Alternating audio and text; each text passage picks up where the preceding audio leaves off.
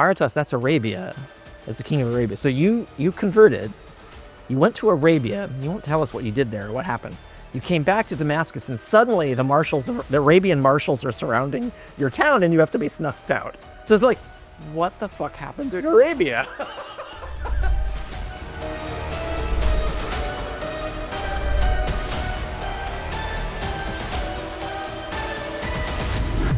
Roland, thank you so much, my friend, for making this possible with Dr. Carrier and funding this activity. Dr. Carrier, thank you for taking your time out.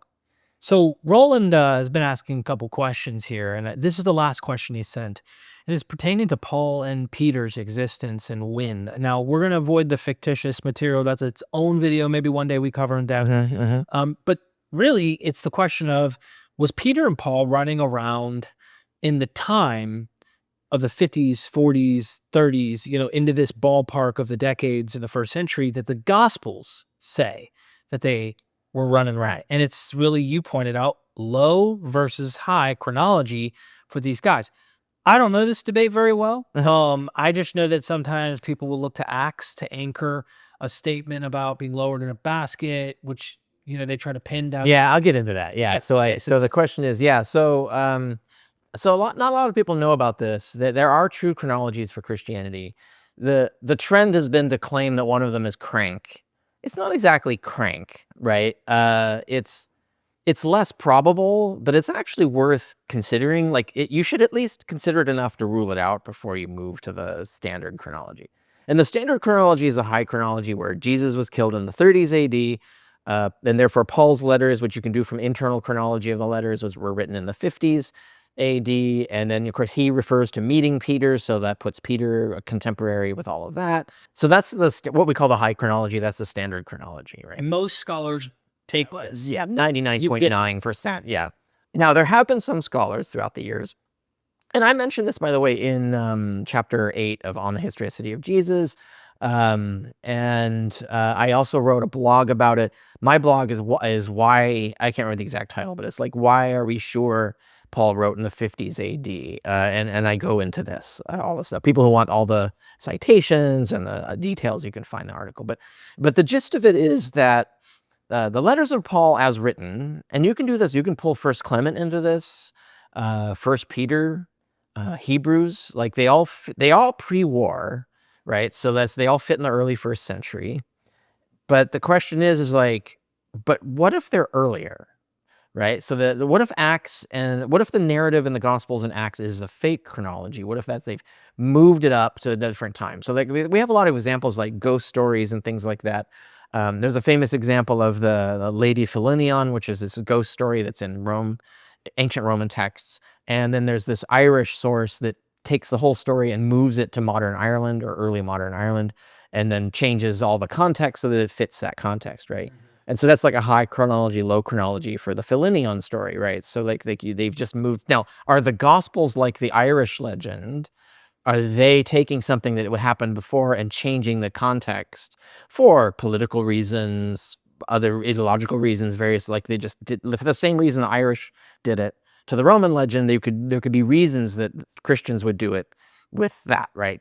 And the thing is like we have Epiphanius and the Talmud both talk about a Torah observant sect of Christians that were preaching. Yeah, it's correct to say Nazorians. There's a lot of different words that get confused, but they're the Nazorians, and which doesn't mean Nazarenes.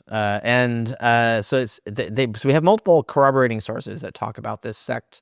It's roughly on the close to the border of the Roman Empire. So it's overlaps outside the Roman Empire and inside. So it's near Jerusalem. It's in that area.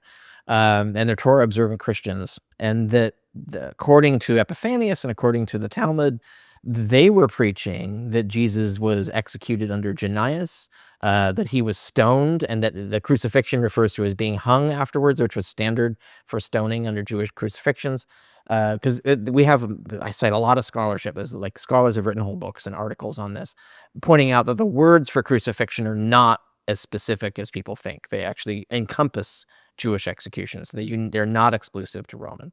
And you can get into the details of that. That's a separate question. But the point being is like, we know there were Christians supposedly preaching this, that they moved Jesus to a low chronology. They relocated him 100 years earlier, have him die in the 70s, which would mean that the Paul's letters are written in the 50s BC into the 40s BC, and so like it moves everything basically 100 years earlier roughly. And that would also put Peter back then too, right? Because Paul says, no, if this is assuming you accept the letters are authentic, right? Yes. And if that's the case, then that means Paul was actually writing in the 50s and 40s BC, not AD.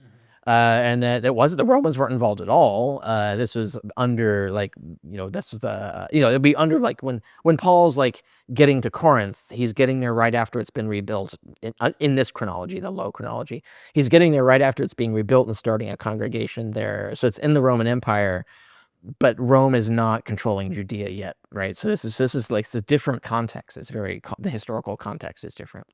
And the thing is, so anyway, that's the theory. So we know there were some Christians preaching this. So who's telling the truth? Whose story is fake? Is the low chronology fake or the high chronology fake? And it's coming from Christians either way. So obviously someone's making up. Someone has moved Jesus in time, right? I mean, that's a guaranteed fact. Some Christian group moved him. The question is, who's the mover, right? Like, is it the low chronologist or the high chronologist? Which one is the real chronology, right? So there's a few scholars who tried to make this point. I was like, well, let's just assume it's the low chronology, right? Like maybe the high chronology is the fake one. Now, then the question becomes, you look at the letters of Paul and you look at First Clement and Hebrews, even First Peter, it's like, well, there's actually nothing in them that rules that out.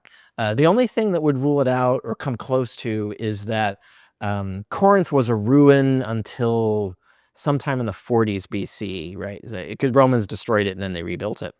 And so that would mean that all the Corinthian correspondence and all the reference to Corinth and a congregation there would have to have happened in the 40s. So that but that almost fits, right? Like you can get Paul's letters to be late 50s, early 40s BC, and the death of Jesus be in the 70s, late 70s BC, right? Like the chronology works, right? And so there's nothing else in there that would suggest that it's not that, so that you can't rule it out like this. So it's interesting. And so there's another reason that some very few scholars think that you can do this is the problem of Aretas. Now there's that's Aretas. So the problem of Aretas is that, and this gets into the weeds of a lot of questions in terms of what does the Greek say, and then you've got the Book of Acts is a different thing, and yada yada.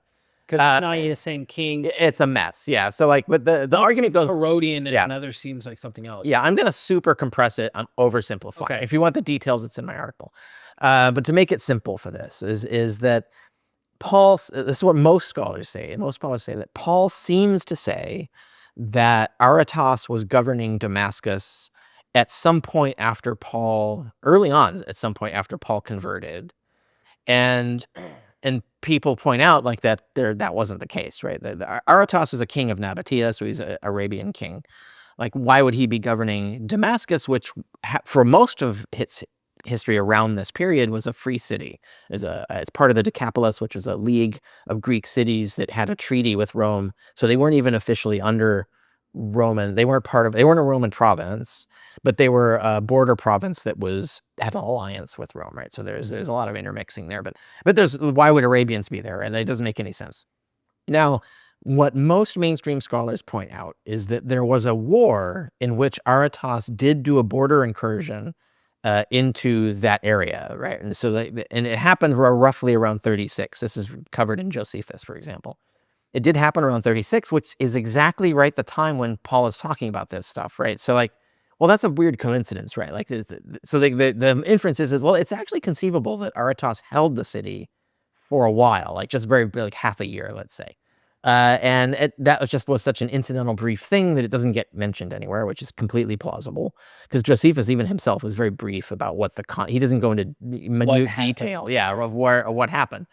And what happened, Aretas does a border incursion into the Roman Empire. The Romans send their embassy and say, fuck off, or we're sending some legions, and then he does, right? So there's this brief moment. And that brief moment just happens to align with when Paul says this was happening. And so the usual scholars will say, well, that explains it. So Aretas was holding Damascus in this one brief moment when there's this border, because everything lines up, that's it, right? So that fits the high chronology. done and dusted and we're good, right? And so, but the critics will say like that's a dumb explanation, like you're relying on a lot of suppositions. We don't have any direct evidence of this, and so on. Couldn't you also bring in the literary criticism and pointing out that he's lowered in a basket similar to the Jericho scene in the script? Well, okay, yeah, that gets into fictive. So now there's two problems here. Is that we can't confuse. Acts is fiction, so let's put that aside. Right, I get that. So like an Acts changes a lot of the details, and Acts is revisionist history. Like even on the high chronologies, you can't use it. But couldn't So if you Paul's go back to Paul, Paul's version of events. Now Paul, of course, he himself describing something that really happened. He's going to draw in any kind of parallels that he wants. So like that doesn't mean it didn't happen. It just means that it's if you're describing, like for instance, Seneca writes a letter to his friend who's going to do a poem on Mount Etna. And he's telling him all of these other poems that he could allude to in his own poem about his own actual eyewitness visiting of Etna, right? So the fact that you're using scripture to do a mimetic structure of telling your own story doesn't mean the story is fake. I guess what I'm getting at, this gets down into a weed where you and I could get into the discussion on Gospels, which we already see mythographies, so to speak, then what he's imitating being lowered in a basket, then what actually happened? And I don't know if we can trust what he's saying here. So there's two different tracks on that. One is like we're arguing that this is fictional, but the point is that we're supposed to be assuming that it's not, and we're arguing over chronology, right? Okay. So the argument really is when it happened, not whether it did. I'm just saying you could get into a different argument about whether it really happened, and then you're getting into the whole weeds of like, Paul is not a fully reliable narrator, right? Right. So like there's a whole bunch of shit that here. So like in Galatians, and this is one of the reasons why I think the letters are authentic, is because like a forger wouldn't be this elaborate, right? Like Paul talks about in Galatians, he says, I was converted, and then I went to Arabia, and then I returned. And he implies he went to Arabia for 3 years, but it's vague as to how many. Like it's 3 years later, he goes to Jerusalem, and it's unclear how long he was in Arabia. Got it. But he says he went to Arabia, and then he went back to Damascus. Now, this is interesting. He never said he left Damascus. Why would he say he went back to Damascus? I think it's because Damascus was his hometown, and I think Acts making his hometown Tarsus is fiction. Yeah. So, but anyway, he has this narrative that he went to Arabia, came back to Damascus, and then went to Jerusalem. That's in Galatians, right? But he doesn't say what he did in Arabia.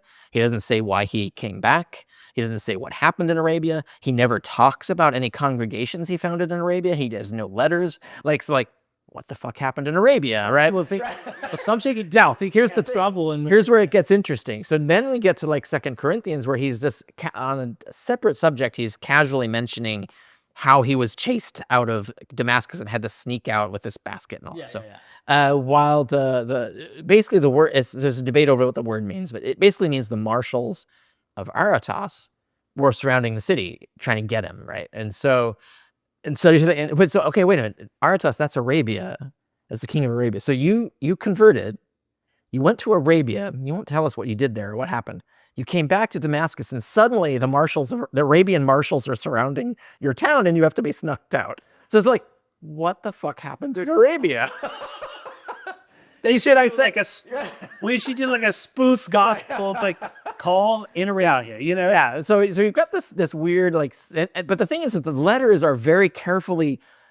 He's capitalizing on the good parts of this. It's like, oh, I'm this hero who snuck. You had to sneak me out, and I'm like, how courageous I am, or whatever.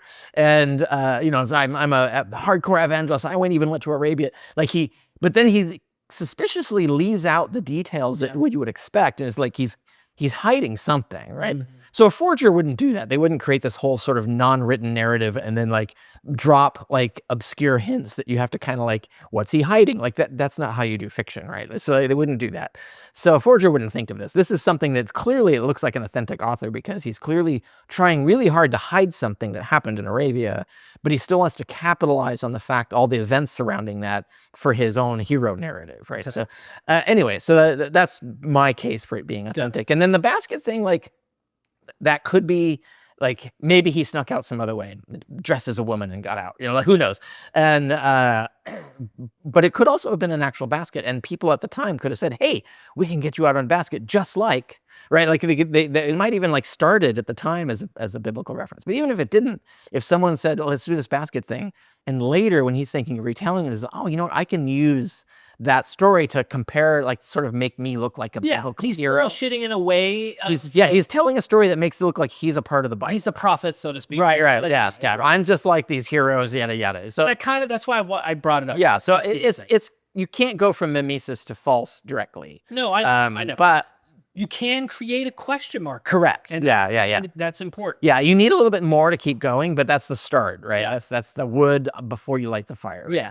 So yeah, but anyway, we're gonna assume that it was true. Got it. So the question is, and so that's where we get this argument where there's mainstream historians say, well, obviously that had to be 36 when Aretas was briefly there, etc.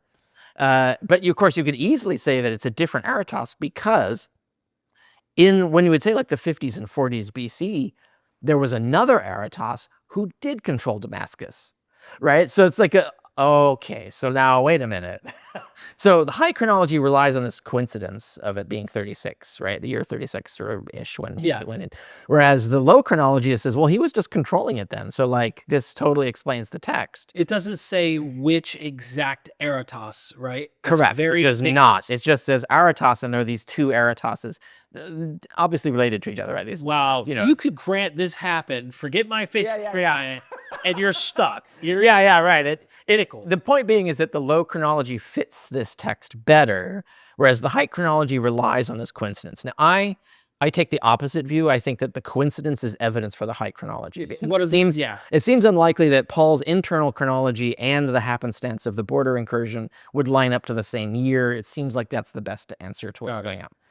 But nonetheless, the low chronology people have this argument, right? They are correct that in that time, in the BC era, there was an Aretas who really was controlling Damascus. Gotcha. Now, here's where it all falls apart and it gets really in the weeds and annoying, is that all of this is based on the assumption that Aretas is controlling Damascus, that he governs Damascus. The fact is, the Greek never says that. And in fact, I think it says the opposite of that. So, and I talk about all the options. A lot of the scholars have talked about all the options. What do the words mean? What is he actually describing, etc. But the bottom line comes down to that the word he says for who was hunting him basically just means it's ethnarch, I think. So it's basically just means like it essentially means marshals. That's why I said marshals earlier. It means like marshals serving, like, let's say it's like Aretas across the border, a different country, and he sends his FBI in with a search warrant to go get someone, right? So it's like Interpol, the way Interpol works. Like they send like French go into Germany to go get someone. So it's like that. So they're authorities that represent an ethnic nation, another nation, doing whatever. And so that some of those people ran quarters. So you'd have like the Jewish ethnarch would run the Jewish quarter of Damascus. So Damascus would have like a subordinate. It would be like a mini mayor, like a vice mayor, whose job is especially to like keep the Jews in line. Or you have like the Arabians, like you might have an Arabian quarter and they got to keep this. So each ethnicity might have its own little ethnarch monitoring them. And that could be true even under the free city status of Damascus. So Damascus itself, as a free city, might have appointed ethnarchs to do this. We don't know this. We know that it's a thing that happens, so it could have. So that doesn't really tell you that Aretas was controlling Damascus, right? It just means that he sent his marshals. And then the other thing is that it says the marshals are outside the city, so he had to be smuggled out so that they couldn't catch him. That doesn't sound like someone who controls the city. Like if you control the city, your soldiers are ransacking the city looking for the guy, right? Like the marshal's going to be inside the city hunting you down, right? So it fits the idea. It fits the idea that these are foreigners. These are foreign officers trying to get him for something. Got it. Which fit in that 30s. Which fits anywhere. Right? It could work in the 30s. Yeah, exactly. It fits at any time because it doesn't require, Damascus can be a free city at the time. It doesn't matter, right? So I think ultimately the low chronology doesn't hold up, but I have to grant it the plausibility that there are a lot of, like, there's a case to make basically for the low chronology. I think ultimately it doesn't stand up, but it's not crank. It's not a crazy idea. And is there any scholar that you know of today that's teaching or anything that takes the low chronology? I don't know anyone alive. No. Yeah. I think all of the ones who proposed it are dead. And I myself take the position that that's the fake chronology. Right. But if you're going to start, like, if you're going to be someone who's citing the Talmud to support the historicity of Jesus, you're kind of taking a low chronology position. You might want to be aware of that. I see. This is important. Okay. Makes sense. Yeah. All right. Okay, well, Roland, great question, man. And thanks for the support. Again, if you're watching, join the Patreon, become part of the family. We plan to do more of these with scholars here in the studio. And thanks so much, everybody.